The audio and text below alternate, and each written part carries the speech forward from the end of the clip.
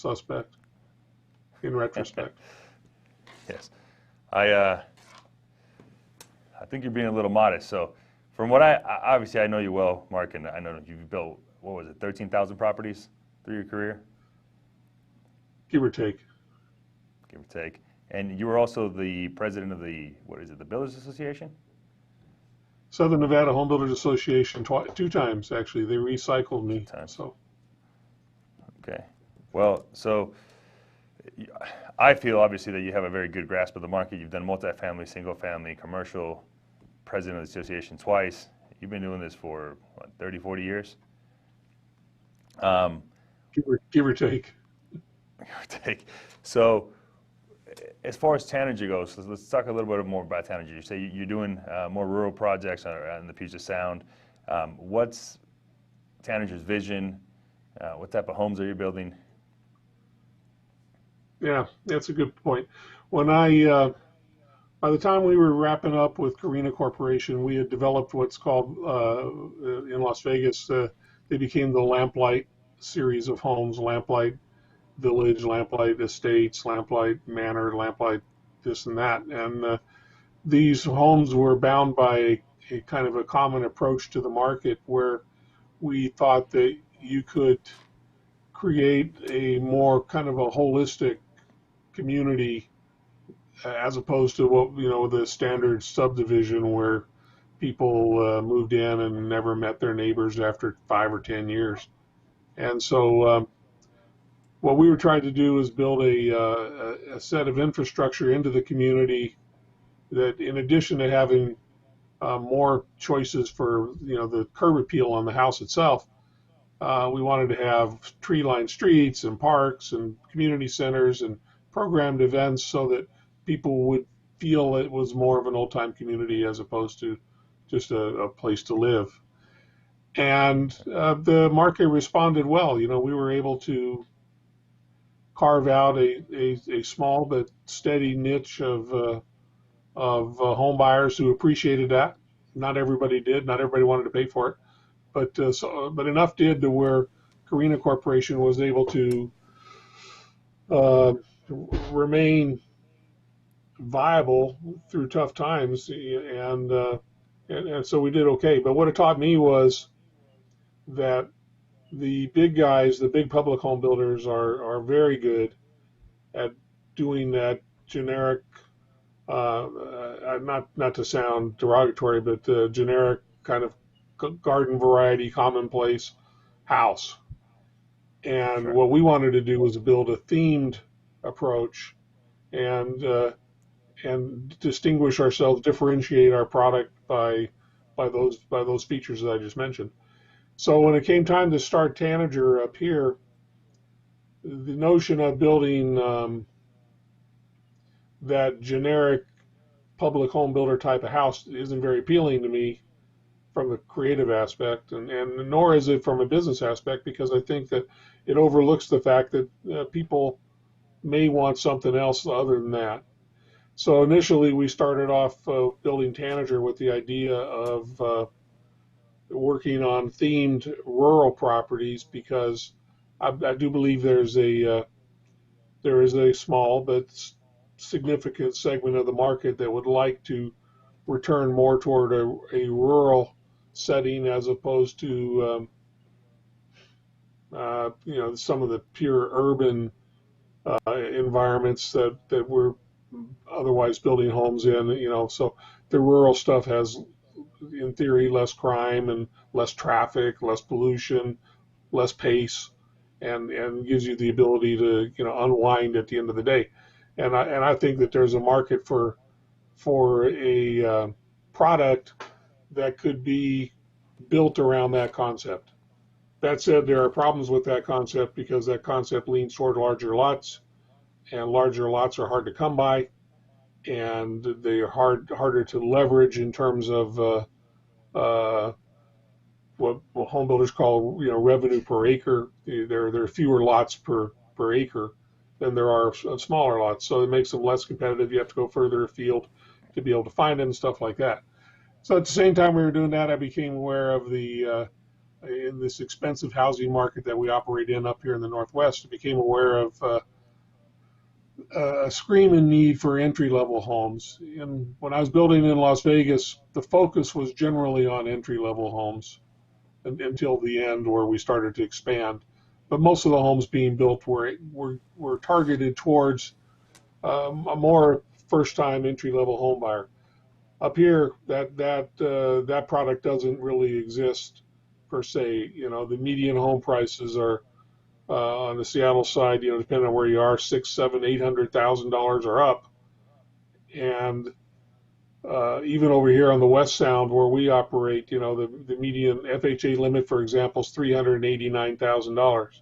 You know, which I believe is pretty significantly higher probably than Las Vegas. You could tell me that, but Yeah, well, we're at 350 here too, but I'm noticing that here, well, 350 not too. We're at 350 here. Obviously, it's still lower than up there, but I'm also noticing here that it seems like the home builders here are not building entry-level homes. Is that just because you think there's more profit to be made in more expensive homes? Is it because they can't afford to build that because of the land prices? What's your take on it? And if it's because of the land, then how does Tanager plan on solving that problem? The first question is, I think, related to the most builders work on a whether they admit it or not, or whether they depending on how they get there, they want to maximize their dollars per acre of revenue. It's a hard enough to find a piece of land and process the land and and get it through all the development issues and mapping and platting issues and stuff like that. To where once you tackle that, you don't want to leave money on the table by doing less expensive lots, which is another way of saying larger lots sometimes, unless the market will support a very large sale price for the larger house that would go on that larger lot. So generally speaking, you know, you want to maximize the value of your land. So I think that that's one of the reasons the large companies don't do it. The other reason is from my own experience, is I think they don't have to. You know, they're doing quite nicely. Thank you very much, doing what they're doing, and they don't need to take chances or gambles on doing uh, entry level homes or themed homes or anything out of you know, the box that they normally build in. You know, when they're forced out of the box, they'll move out of it. But short of that, they're happy doing what they're doing. Um, but you know, then they're, I think, as a rule, the mindset of the big companies is they're risk takers in certain areas, but not in others. You know, they have to answer to directors and stockholders, and it's harder for them to kind of take a walk on the wild side and do something different. Okay, and you feel that Tanager can solve the issue of the creating entry-level homes that are actually affordable to the majority of the public? Yeah, you know, I like to bring the creative, as you know, I like to bring the creative um, solution to the front, and so a lot of the stuff that I learned at at Lamplight with Karina's corporation's homes at the Lamplight villages and the like applies directly toward how we would go about solving the entry level stuff. So we want to build entry level homes, but we don't want to build them cheap. Cheap meaning lacking curb appeal, lacking community features and stuff like that. So the question becomes, how do we uh, lower the cost of the home and still yet make it something that people can be proud of, actually feel lucky to be able to have had the opportunity to get in on the ground floor, as it were. So you know, that's the challenge, but I think there's ways to do that. And when we control the streetscape, we reduce the size of the house, we can reduce the size of the lot. Um, I think we can back off the finishes. You know, we don't need to include certain of the things that seem to be automatically included in new homes nowadays. Because I know that well, up here, for example, a starter rent might be $1,700 to $1,800 a month for an apartment, and we can deliver. And that apartment is got apartment grade finishes. Finishes. It's obviously a multifamily thing. It probably doesn't have a garage. It may have a garage, but may not.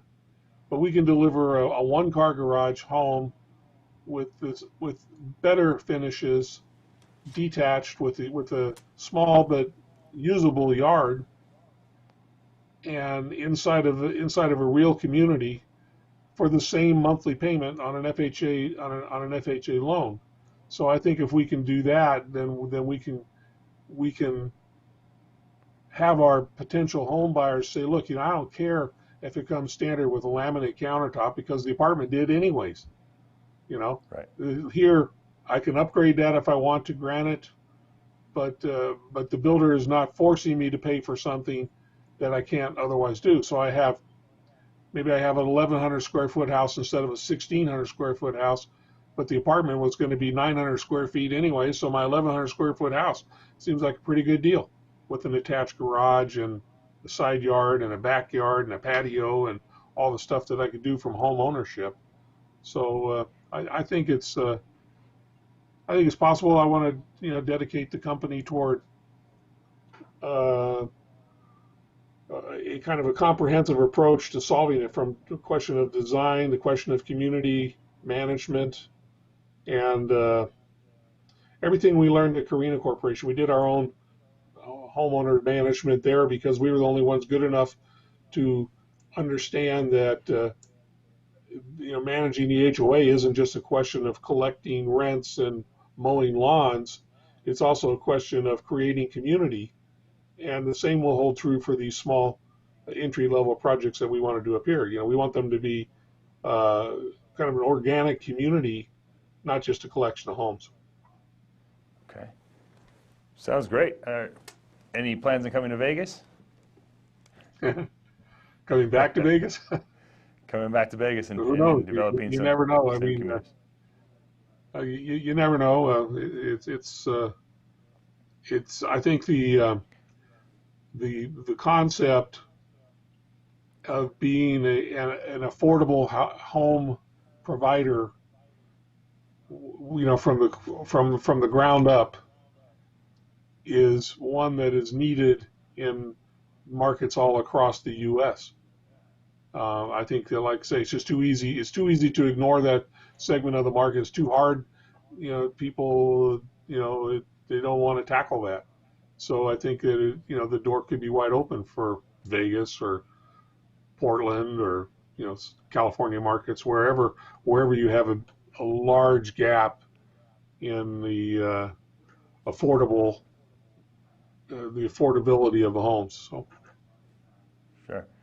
Now, let's talk about COVID-19 here in Nevada. We're a shelter-in-place state. I know Washington is as well. How has that affected business up there? well, the first thing he did is to shut us down completely for 2 months while we were totally locked out for 2 months. Um, we were able to return to work, I think, on May 4th or May 4th or 5th on projects that were already underway. You can't start a new project until we're out of what's called phase one and into phase two, but which we are not yet. But with phase one, we are able to do work on existing projects that were already underway. And we're required to have a safety plan posted on the job site. The safety plan details what everybody is supposed to be doing, and talk about things. We're supposed to wear masks, supposed to wear gloves, supposed to wear eye protection, um, supposed to have no outside visitors, supposed to restrict the number of workers on the job site. They have to maintain their 6 foot spread, and Is that have to possible? keep I mean, logs. is it truly possible to keep everybody 6 feet apart while they're working on a construction site?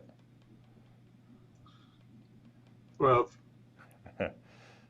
I'm not trying to get you in trouble. No, the short answer is no. And the heck of it is some of these guys rode to work together in the first place. You know, Right. they sat side by side in the same car.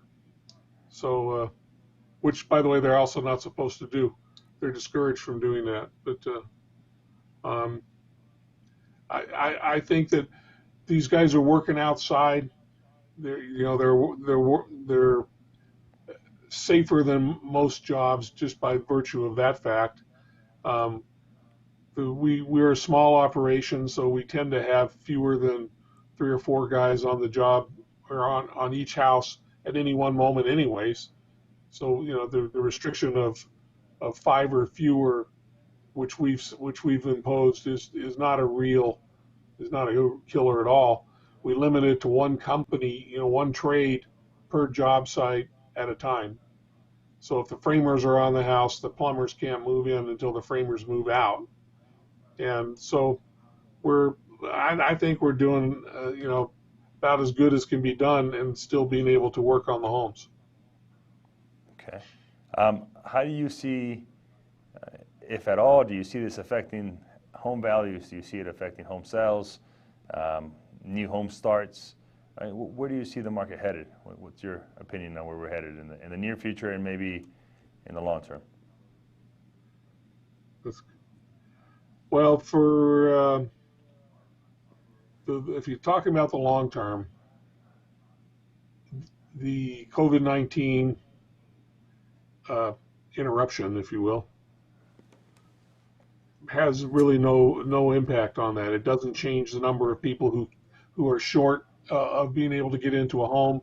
Uh, at the lower end of the price range where we're talking about wanting to operate, it becomes more of a non-discretionary purchase. It becomes more pure shelter rather than a discretionary move-up house might be. So people still need homes, and they still nothing has changed in that regard. What the issue becomes more pronounced in the short term if people are worried about their jobs, or if they've lost their jobs. Obviously, that's going to have an impact on their willingness to, or their ability to get into the job market. But I don't see it long term, having a real impact. I do see short term maybe some wiggles. Starts. I don't know if it's going to have an impact on starts. I think maybe a small one, but I'm not. I'm not terribly put off by the market. I was worried about the labor for a while, but now that we're able to get back to work, we haven't really lost anybody, any of our trades. They're all anxious and chomping at the bit to get back on the job. So um, I think that we're knowing what I know today. Now, of course, I'm an optimist. I'm a real estate developer, but knowing what I know today, I would say that we should be able to get through this. I have confidence that the economy will rebound. The economy had changed fundamentally over the past couple of years to where the components for sustained growth had been put into place, and the market and the economy had been responding. Now that hasn't changed. I think it's paused, but it hasn't changed. So when we're able to get back on the accelerator, I think that the car is going to go again for the same reason. Those same components are still in place, even maybe more so with all the stimulus and whatnot. So I'm optimistic that we're going to get back and maybe surprise ourselves how well we do. I feel the same way. But, as you said, you've been doing this, give or take 30, 40 years, and you've seen market swings, right? You've been through it before. As a home developer, how do you navigate through that, right? Is it when things are slow, you just, or probably home values are down, you just sit on the sidelines, you keep building? Is it possible to do that because, like you said, people still need somewhere to live, they're still going to need somewhere affordable to live, especially in times when times are not as great. Is it does it allow you that land becomes cheaper, maybe labor becomes cheaper, or how does that work? Is it you just keep building no matter what? Do you ramp up in good times? How do you navigate through swings in the market? Well, my basic experience was in Las Vegas from the 80s through the early 2000s, and during that period of time, a slowdown. We didn't have any market reversals during that period of time, not one. We did have some periods of time where the market slowed down, flattened out a little bit, but there was never a time in Las Vegas from the 80s until the mid 2000s where we felt the need to back off the accelerator or or or get extraordinarily cautious. We never had a reversal in prices, and so we thought that we were golden. And then in 2006, 7, and 8, we learned that we weren't. But in 2006, 7, and 8, I'm knocking on wood here, hopefully is a once in a lifetime event that doesn't ever happen again. But from the 80s and through um, the later times, we did oftentimes have to deal with interest rate fluctuations, recessions, and the like. And what we found is we were always able to kind of roll with the punches. The interest rate, when the interest rates went up, we did, you know, adjustable loans. When the interest rates went down, we went back to fixed loans. We hardly ever even had to do concessions. I mean, it was even in recessions, the market still was reasonably strong in Las Vegas. We used to thank ourselves every day that we were building in Vegas. Um, Up here, it's sort of the same situation. We're not like some of these highly cyclical markets like Colorado or Texas or some places where they have a single industry, and if that industry, say oil or petroleum, gets hurt, then the whole economy kind of backslides. Um, we didn't really have that up in Vegas. We didn't have, and I don't think it's that way up here. We have the tech industry up here, but it doesn't seem to want to backslide. Um, we have a lot of retirement people up here. They're less impacted. We have a lot of military up here. They're less impacted by these things. So I think that we'll take a look at the fundamentals, and then we'll roll with the short-term local punches as they occur, and then hope that the big knockout blows like 2006 and 2008 don't happen very often, and try to structure ourselves so that in case they do, we at least have a fighting chance. Okay. What do you say then to the naysayers that always say the market's going to crash?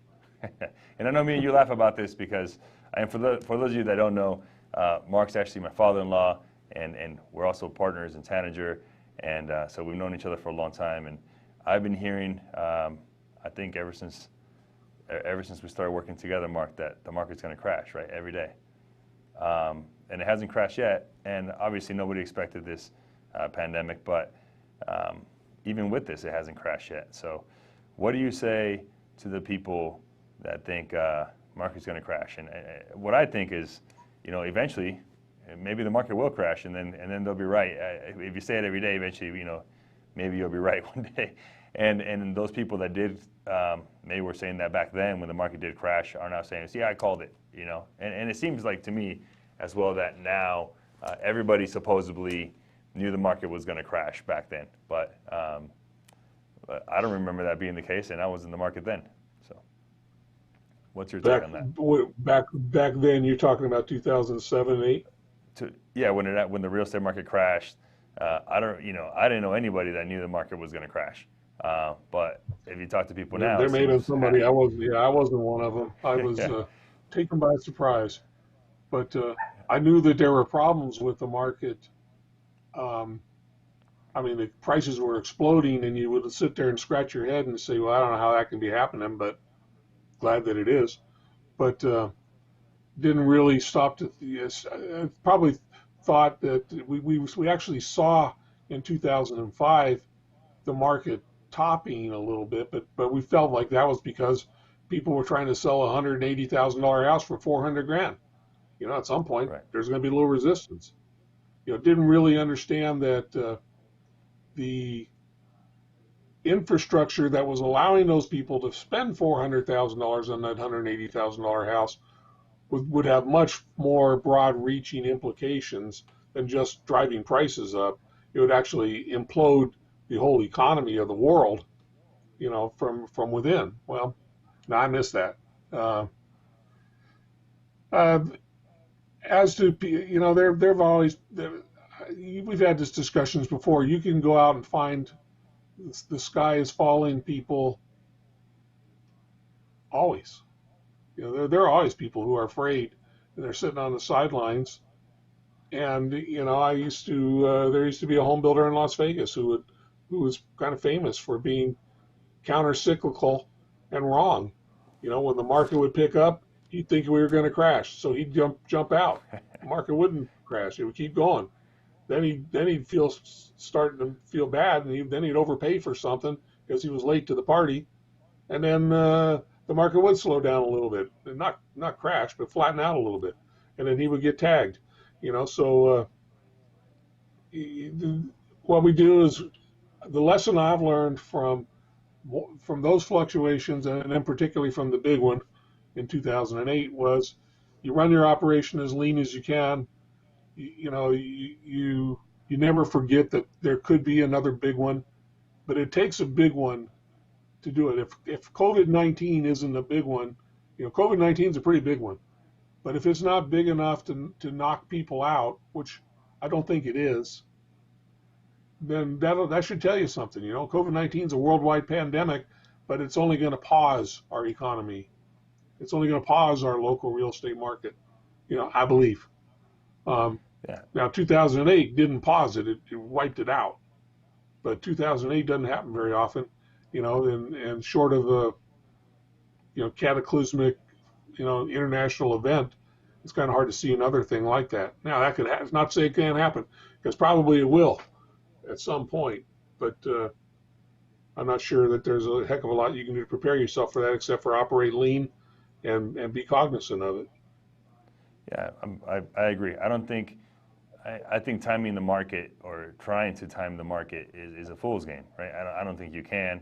I think you, like you said, you keep yourself lean, you prepare yourself for what's ahead of you as far as you can see, right? I think the market, I'm also optimistic, and I hope that COVID-19 is not going to have long-lasting effects. And I'm sure it'll have long-lasting effects, but my hope is that it won't crash. And my view is that it won't crash the economy for the long term. I think we'll rebound pretty quickly. I think the Feds will do what they can to keep rates down. Supply and demand is always the biggest driver, right? And supply is still low, and it actually is still shrinking. And because of it, home values have held their own. And as a matter of fact, this last week on a national level have gone up. Home sales, as far as volume goes, has slowed down. And that's obvious, right? People aren't as comfortable going to see homes or putting up their homes for sale and having people walk through them. But home values are holding their own, and which tells you, and people aren't rushing to sell their homes, which tells you there's some confidence there that things are going to come back, and people are in a good position right now, right? It's a completely different market than it was in 2007, where nobody had equity or real equity in their properties. People were way over leveraged, and that's not the case now, right? About 40% of the homes sold over the last 10 years have been cash, right? So they're not going to get foreclosed on, and obviously lending guidelines have gotten a lot stricter, and the loan products are a lot better, and the majority of people have equity now. So I think if anything, we're seeing a spike in refis because rates are so low. Right, and instead of people selling their homes, they're deciding to keep them and just lower their payments and just sit in them. So, and try to weather this through. So, my one concern, obviously, is, as you mentioned earlier, is the jobs and how long the labor force takes back to. How long it takes for that to come back. But we're starting to see reopenings across from, I think I just read in the entire country this week, every single state has started their phase 1 at least of reopening. So that's a positive sign, encouraging sign. And I think we're going to be okay. So just wanted to get your take on it because you have a lot more experience than I do in that. So just kind of wondered, is there anything positive that's going to come out of COVID-19 as far as your process, maybe as far as safety goes, or how you're changing your process, or how you're changing the way you do business? Like, for example, these phone calls, right? I think a lot of the technology that's come to light that's being used a lot more because of this COVID-19 will stay in place. I can give you an example on the loan side, or for home closings. We're doing video calls like this to actually do notary signings and closing. So if it's allowing people to just have a better process when they're buying a home. Appraisals, they're using a lot more technology for home appraisals where they're doing desktop appraisals or drive-by appraisals, and it's saving buyers time, and it's saving them money. Is there anything like that on the home building side, or is everything pretty much going to stay the same? I think home building is kind of in a transitional stage anyways, along those lines, technology speaking, particularly um,